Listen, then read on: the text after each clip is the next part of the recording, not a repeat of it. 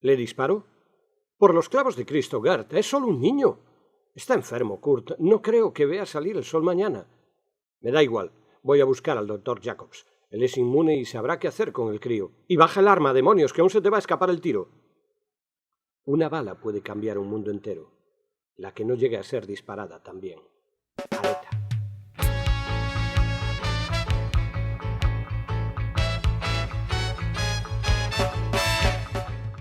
Así comeza Nana para dormir a un lobo, unha novela de Jorge de Loro presentada esta semana en Compostela. Nana para dormir a un lobo é unha ucronía, é dicir, un relato que parte dun momento temporal e dun espacio real a partir do que se crea un universo alternativo. En este novo futuro crece Hans, un rapaz que sobrevive nas terras de Sudáfrica a unha pandemia mundial. Trata de unha ucronía, non sei se está relacionado con esta... Estás al tanto del término. Trata de una ucronía que empieza en el año 83 con una plaga, una enfermedad que causa una gran mortalidad y que, claro, a causa de esta mortandad se genera una serie de desórdenes y muchos de los sistemas estatales comienzan a fracasar, a desmoronarse y a, bueno, algunos incluso a perder la civilización por completo. Lo que ocurre es que en este mundo la plaga no es homogénea, no golpea igual a todos lados y no afecta a todo el mundo por igual, por lo cual te encuentras con un mundo muy heterogéneo en cuanto a tecnología y supervivencia. Y en este caso la acción se centra en Sudáfrica, la Margel, cuando suena el 83, y arranca de ahí. Y arranca a través de los ojos del protagonista, que está contando la historia en primera persona. Jorge de Loro autoeditou o libro e pode ser mercado en Amazon. É o principio dunha triloxía que continuará por terras europeas, algo que encheu de ledicia a algún afán que estivo no evento. Es el inicio de una saga, hay 3 volúmenes. Mi intención era hacer... porque luego haces como yo. Y el segundo no tardaremos 4 años como... La historia... Mientras está aquí no escribe, yo más no puedo hacer. Quiero decir, venga, poner a de espino en la cama para que no duerma. La historia, tal como Yo te regalo una cadena y unos grilletes. Tal como la concebí en su día, tendría 2 partes. Esta sería la primera parte. Todo este ciclo de 3 novelas sería la primera parte y luego habría una segunda parte. No sé si llegaré a escribir, supongo que sí, porque si esto ya empieza a haber demasiada gente. Que pueda acosarte. Sabiendo que existe no me van a dejar, aunque es conclusiva. Este personaje sobrevive, o sea, luego queda por ahí y van a seguir pasando cosas en su mundo. Y bueno, pues podría contar lo que es hasta el final de la vida. Jorge de Loro fixo un minucioso traballo de documentación para esta novela. Os coñecementos sobre África asoman en canto se pregunta por que decidiu situar ali a acción e onde naceu a chispa que motivou esta novela. Una de las cosas que a mí como lector me molesta es el exceso de clichés. O sea, me irrita profundamente. O sea, yo encontrar una novela hecha a base de clichés, o sea, se me cae de la mano. Entonces, hay una serie de escenarios que para mí están quemados, ya, o sea, están utilizados. O sea, Australia y Mad Max. Es difícil decir más cosas. claro, es complicado decir más cosas, tendrías que decirlas de otra manera. Entonces, en cambio hay otros que han sido, que en su momento ya estaban muy quemados también, pero que ahora han sido abandonados, como es el caso de África. En las novelas de aventuras, África está abandonada en este momento, entonces dije yo, pues conmigo, o sea, la reivindico para mí. ¿Por qué Sudáfrica? Porque no me parece nada a lo que la gente está acostumbrada en cuanto a lo que es el África. No se parece en nada. O sea, a la gente le hablas de África y piensa o en las selvas del Congo, la selva profunda del río Congo, o en Tanzania, las llanuras de la sabana, el Kilimanjaro y tal, y ya no hay más. Y África es inmensa. O el Sáhara. Sí, pero es que incluso el Sáhara hay como una docena de Sáharas distintos, porque no tiene nada que ver el Sáhara del Nilo con el Sáhara de Argelia, con el Sáhara de Mauritania. Son muy diferentes tanto por la gente, como por el territorio, como el terreno, como el clima. Incluso el clima, siendo un clima extremo, es muy distinto en esos escenarios.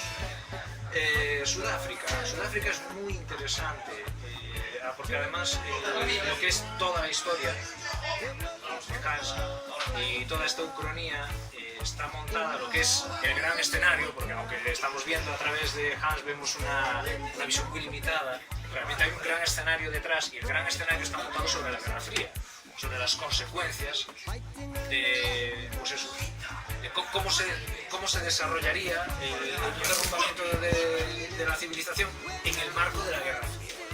Entonces, los escenarios del África Austral formaban parte de la Guerra Fría. Lo que pasa es que no se suele hablar de ellos. De hecho, hay quienes llaman incluso The Forgotten Wars, las guerras olvidadas, o las pequeñas guerras. Porque claro, no fueron como Vietnam, que tenía una gran cobertura mediática porque estaban allí los americanos y entonces estamos hasta el culo de saber de Vietnam. O, no sé, otros conflictos así de la Guerra Fría, bueno, pues las tensiones en Europa del Este y tal, de eso sabemos mucho, pero de lo que pasó en Sudáfrica no se sabe tanto. Y en Sudáfrica la escalada llegó hasta el punto de que el gobierno sudafricano llegó a producir armas atómicas, que es algo que la mayoría de la gente no sabe, ¿no? Y entonces se quedan un poco así cuando te lo cuentan. No, tenían media docena de armas atómicas cuando se desmanteló todo. Y claro, con todo ese escenario dije, quizá puede ser una historia muy interesante, ¿no? A partir de algo de lo que no se suele hablar, que no se suele contar, y de un escenario poco habitual, que además da muchísimo. Y luego, eso, me preguntabas tú, ¿cuál es la chispa, ¿no? que te lleva hasta Sudáfrica? Bueno, pues aparte del gran juego, de todo el tablero de la Guerra Fría, pues también está pues, cierto conocimiento personal que viene de cuando mi abuelo materno estaba muy marcado con Pescanova, y a principios de los 80. Entonces, bueno, pues se trajo con él toda serie de cosas y de historias y de vivencias. Y anduve viajando mucho por todo lo que es los mares australes, tanto en África como a la merluza y al todo eso se pesca por esa zona. Marchaba embarcado entre 6 o 9 meses. Y entonces anduvo muchísimo en Mozambique y en las islas estas de la Patagonia. Anduvo eso, no sé. Entonces de Sudáfrica se trajo muchas historias, ¿no? Entonces eso. Y cuando eres crío, claro, ves todo eso y te llama mucho la atención. Y luego no puedes evitar escarbar ahí, ver cosas.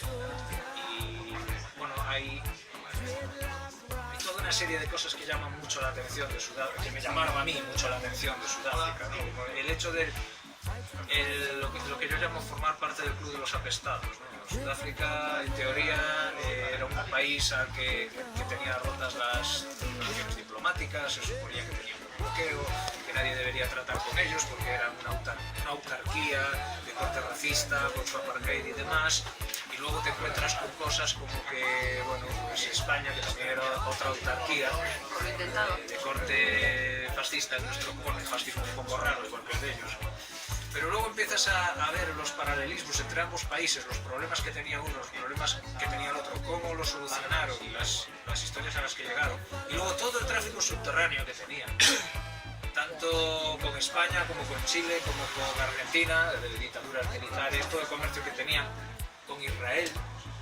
Entonces hay todo un entramado subterráneo de relaciones ahí entre esos países problemáticos, que resulta que se ayudaban entre ellos, que había tanto tratos comerciales totalmente opacos y podríamos llamar de contrabando, o sea, tenían un contrabando entre ellos, ¿no? Y se apoyaban unos a otros, y entiendes por qué se sostuvieron esos países que se suponía que estaban aislados, que eran islas, en realidad formaron un archipiélago y se estuvieron ayudando unos a otros, hasta el punto de que, por ejemplo, casi toda la naranja que se come en el mundo fuera de temporada, es decir, verano, la naranja es un producto de invierno, pero aquí cuando más naranja comemos es en verano. Toda la naranja que se come en el mundo en verano viene de Sudáfrica. Y es buenísima. Es muy buena además. Sí, es muy buena. Y se produce todo en un solo sitio. Bueno, en realidad está por todo el país, pero la producción industrial se concentra en lo que se llama Citrus Valley, que es el Valle de los Cítricos, le llaman, que es en el río Olifants, cerca de Ciudad del Cabo. En las montañas que hay cerca de Ciudad del Cabo hay un gran valle, por llamarle valle, pues, toda la cuenca de un río, y todo eso está pero plagado de naranjos, que son naranjas Nabel valencianas. Pero él siempre, una buena novela de aventuras, tiene un momento así intenso. No solo eso, aparte de eso, además tiene una relación es un superviviente de la enfermedad, el cual establece un antagonismo con ellos. No sé si os fijáis, si lo habéis leído, yo creo que es bastante reacio. A ver, a mí sobre todo me pareció muy fluido. Es decir, intentabas buscar un párrafo donde parar y no lo encontrabas, porque todo te llevaba a querer saber más. La historia me parece que avanza a un buen ritmo, porque hay momentos que tienes sensaciones de que realmente te pasa más lento, más ligero, dependiendo de si está viajando, si estás en una ciudad, en un asentamiento allá. O sea, se notan los cambios y son coherentes con el personaje. Lo único que me llamó así mucho la atención es que el personaje sea un culo inquieto. No es capaz de establecerse en un sitio, aunque ese sitio parece que le vaya a dar la felicidad.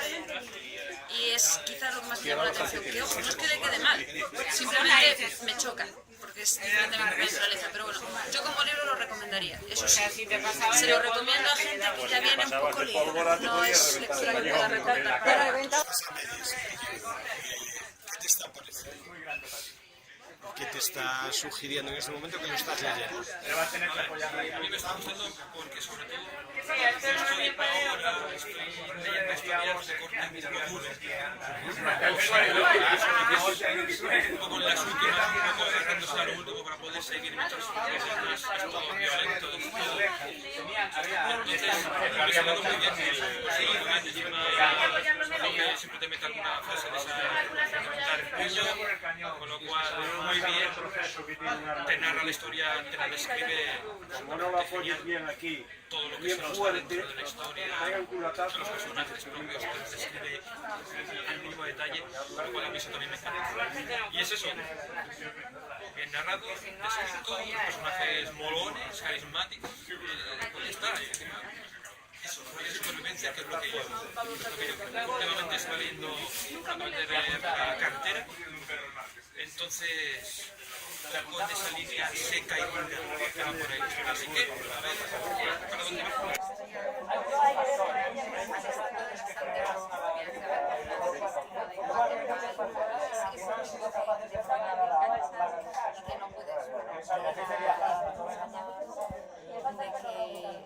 Ese tipo de novelas de aventuras africanas suelen ser en el África de Kenia, ese cuento. Sudáfrica es un entorno totalmente alienígena que no conocemos. Entonces, me río mucho de digo que lo que ha hecho es posapocalíptico, porque lo de las cuentas pues, ¿qué hace la gente en su vida cuando todo se va al garete? ¿Cómo comen, cómo viven, cómo solucionan sus problemas? Ese punto así costumbrista de sobrevivir, que pudiera parecer que no tiene la cumbre, es precisamente lo que tiene chispa, que una aventura impresionante esta vida. Es muy interesante, es muy fluido, muy fácil de leer, te engancha desde el primer capítulo, quieres seguir un poco más, un poquito más y no das cerrado para dormirte. Es fantástico porque transcurre en una zona del planeta muy desconocida para nosotros. Y entonces te enteras de una realidad que hubo en ese momento. Aquí después sigue otros derroteros, pero aunque oíamos hablar del apartheid, nunca eres consciente hasta qué punto hay esos roces o esos problemas que tienen entre las tribus o los blancos, incluso entre los blancos ingleses, alemanes, holandeses, toda aquella mezcolanza que hubo en África. Y por lo demás, vamos, yo es un libro que recomiendo, lo he recomendado en Amazon, donde se vende, y a todas mis amistades. Merece la pena, francamente merece la pena.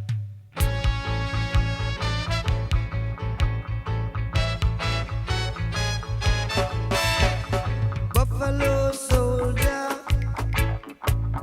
dreadlock rasta.